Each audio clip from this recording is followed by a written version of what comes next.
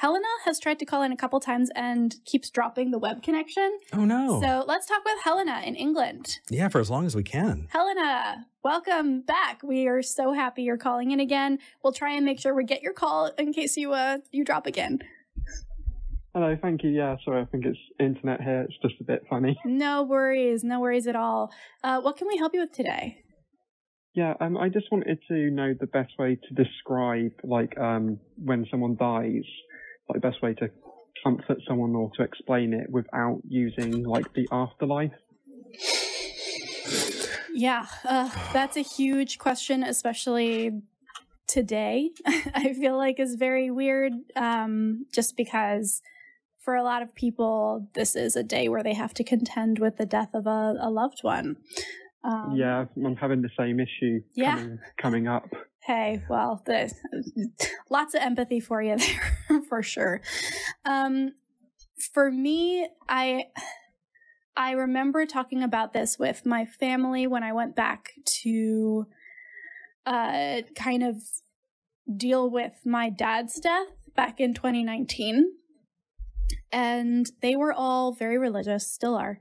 And they were talking about it in terms of the afterlife, in terms of heaven, in terms of, where is he going to end up? Because he wasn't a great person, frankly. And, dying by suicide is considered a sin that damns you to hell, essentially.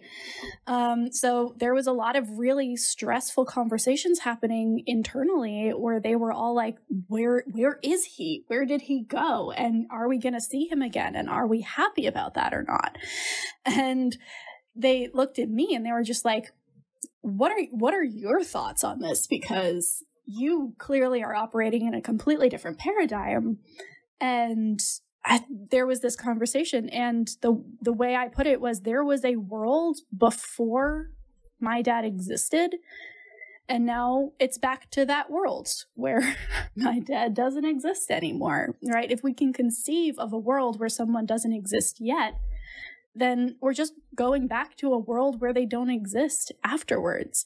And that can be really hard to deal with, especially if you want to see them again, or if you want to know that they're having their comeuppance, whatever the case may be. It can be a really difficult pill to swallow, but the fact that they don't exist anymore is it's not out of the question, right? It has already happened. It's happened for most of history that this person wasn't on the planet.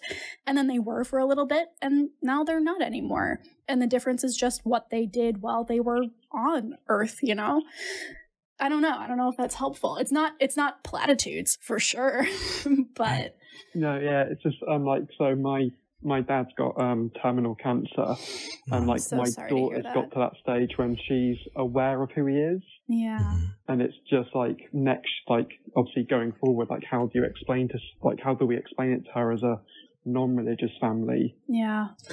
What's happened, knowing that obviously other people will try and comfort her with, oh, he's in heaven, or right. There are a lot of different ways that you can approach this with a kid. And I'm of a couple different minds here, right? If she is going to get comfort out of someone else telling her that her grandfather is in heaven, you kind of have to pick your battles. Is that one that you want to, is that a hill you want to, for lack of a better term, die on? Yeah. She's not even aware of that concept yet. So it's yeah, she doesn't even know about that. So it's just trying to work out what we're going to say. I mean, we could introduce that, but then obviously that's going down the heaven route, which is introducing a new concept to her, which she's not even aware of yet. Right. So what I've heard, I don't know if it was Daryl Ray has suggested, is go to a sandbox and draw a picture in the sand. It can be a house, it can be a flower, it can be anything that, your kid wants to draw. And then have them look at it and then wipe it away. Is the flower there anymore? No. Was the flower there, and do you remember the flower? Yes.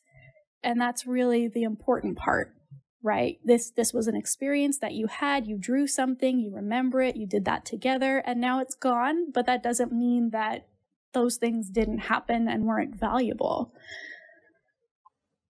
Yeah, I get that. Yeah, I think it's a good way to teach her. Obviously, things exist and they don't, but they still mean something. Yeah, and I think that's got to be, at least for me, if I were in this situation, that's what I would be focusing on. I would be focusing on that concept of what is the most important thing that you can take away from this experience? And it is cherishing the memories of the person and keeping them alive in that way. And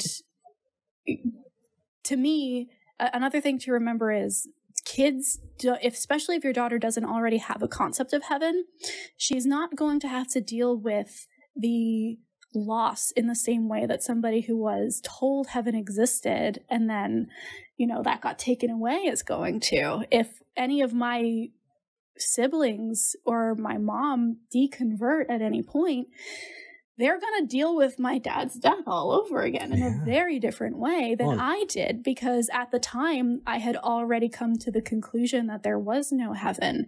So your kid might not even have the same level of attachment or grief around the concept as you might, because she simply doesn't have any idea that it was even an option. And man, that's nice, because grieving twice is rough. Yeah. It's really rough. Yeah. Have you heard of the Elephant and Piggy books? I haven't, no. No, it's a series of kids' books, and I think it's called We're in a Book. I was just trying to look it up. I would get that book. It's a good one. It's these two characters. Yeah, thanks for the recommendation. Yeah, they discover that they're in a book, and one of the characters is like, "But books end," and the other character is, well, then let's celebrate while we can. Let's enjoy every moment of this that we can. And the other, but it's going to end, and it's kind of a good way to talk about that piece with kids is just because we understand that there's an ending doesn't mean that we shouldn't celebrate and do the most we can with what we have, because that's kind of an offshoot of where these conversations tend to go. Yeah. It's just quite difficult because obviously no one was expecting it. Yeah. It's always hard, and it's nothing that we're going to say is going to make it not really sucky. Like, it's gonna suck, and I'm so sorry that you and your family have to go through that. Yeah. But if we can be honest and vulnerable, and that's another thing, let your kid know that it's okay to be vulnerable and to feel sad. I know we've had so many people who are parents call in and say things like, I go into the other room to cry. Yeah. Or I don't want my kid to see me upset. And as long as you are not directing that upset at the kid, it's a really beautiful way to show what grieving looks like, and that it's natural, and that it's okay, and that she can feel however she needs to feel about it. If she's not fazed a lot, if she doesn't quite get it, that's amazing. And she gets to remove herself from that, and that's great. If she's feeling it a lot, then the best thing you can do is also feel that with her and make sure that she's not alone. Yeah, I think going forward it's going to be difficult, because at the moment we'll explain like, oh, he's not here anymore. She'll probably just go, oh, and then carry on. Yeah. But obviously as she gets older, when she realises that something's happened, it's going to be harder. But yeah, I think letting her express her grief is the right thing.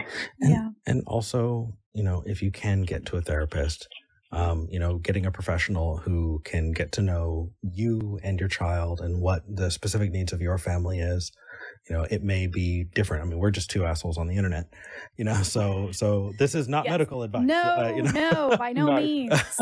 But definitely, if you have the opportunity, getting professional help, it's so nice, especially when it comes to things like grieving, because so many people think, oh, well, you can't go to the therapist unless there's something really wrong with you. No, there are so many places that, working through that can help, and grief is one of them.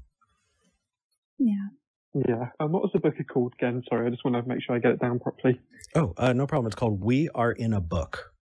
We Are in a Book. Thank you. Mm-hmm. It's an elephant and piggy book. Brilliant. Yeah. Thank you. Yeah, it's just obviously it's a difficult moment for everyone, and actually having to know, and I'm going to have to explain to my daughters. I think that's hurting the most. Yeah. Yeah. But I hope that helped, Helena. I know that this is just such a beast of a conversation to even have to have, but I'm so glad that you feel like you can call in and talk to us about it. That's the reason we do this show, is to talk about the hard things with people who want to talk with us. Yeah. Yeah, well, you've been great. You've helped me along with my, especially like in terms of skepticism, become more educated, and B, you've been a fantastic help with my trans journey. Oh, amazing. Even just in the background. Yay! I just wanted to ask one more question. Is it okay to put on like a post somewhere, obviously when my dad does pass, that please don't write thoughts and prayers to people, because obviously we're not a religious family. Yeah. It's not something we would really feel comfortable with. But I know people sometimes do it out of kindness, not realizing that it can make people feel uncomfortable. Right. You are absolutely entitled to advocate for yourself and for your family. Mm-hmm. You have the right to advocate for yourself and for your family. I'm not trying to like offend anyone, but also say like, we don't have the same beliefs. So if you want to do it in your own personal space, that's fine. Just don't bombard me with messages or phone calls. That is absolutely okay. I think that is one of the places where religion can be the most toxic, is when believers are told that they should swoop in when people are feeling vulnerable and, upset, to just try and wedge that religion in there at the most vulnerable time in a person's life. Yeah. You do not have to deal with that, and you certainly don't have to deal with it to make other people comfortable. That's just not okay. Yeah. Yeah, because it happened at my granddad's funeral. My mum wasn't very happy with it. Yeah. Funerals are a whole other beast for sure. Yeah.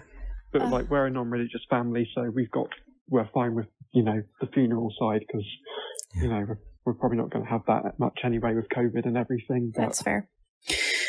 Well, Helena, we're happy that you called. We're sending hugs. We are sending hugs. If there's anything, thank you so much. In lieu of thoughts and prayers, if there is anything tangible we can help with, let us know. Tweet the show, and we will keep an eye out. We want to make sure that you guys are taken care of as much as we on the other side of the ocean can. And if anything, if that's just connecting you with other people that you can talk to, check out our Facebook group. Our Twitter is incredibly active because of V, but we also have a Discord. Helena. We have a growing Discord community, and just an amazing base of people that I'm sure would be happy to talk to you too. Thank you. I think Discord's the only thing I'm not following you on at the moment, so I'll get on that. Cheers. Well, all right. Helena probably knows. Yes, Helena is one of my favorite mutuals. So. Wait, this is that Helena? Yeah. Okay. This is Helena. I'm famous. In our house you are. Oh, yeah. All right. Yeah. Thank you so much, Helena. Yeah, thank you so much. Of course. Bye.